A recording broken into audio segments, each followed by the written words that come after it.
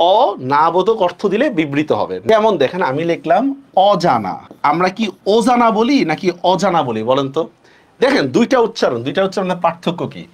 এইটা উচ্চারণটা আমরা করি কিভাবে খেয়াল করেন, এইটা আর এইটা, এই দুইটা উচ্চারণের পার্থক্য কেন বলেন তো? এভাবে করি না, অধ্যক্ষ, ঠিক না? আর দেখেন তো দ্বিতীয়টার উচ্চারণ আমরা কিভাবে করি, অদক্ষ, এভাবে করি না?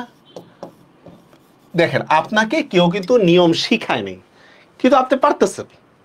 কেন পারতেছেন দেখেন, প্রথমটার মধ্যে দেখেন খেয়াল করেন, প্রথমটার মধ্যে আপনি না বোধক অর্থ দেন নাই, এই যে এখানে কোনো না বোধক অর্থ নাই, এই জন্য আমি ও দিছি। দ্বিতীয়টার মধ্যে দেখেন তো না বোধক অর্থ আছে কিনা, আছে, এই জন্য আমি কি দিছি, অ দিছি। ঠিক, এখন দেখেন অজানা, দেখেন তো না বোধক অর্থ আছে কিনা, আছে, ঠিক না? অ না বোধক অর্থ দিলে সেম। দেখেন আমি যদি লিখি অমর, খেয়াল করেন অমর, তাহলে কি হবে, স্বরেয় ম র হসন্ত শেষ, অমর।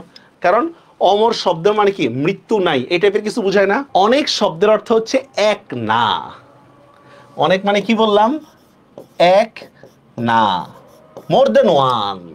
অপরিচিতা, বলেন তো এটা কি হবে, এখানে না বোধক আছে কিনা, অপরিচিতা।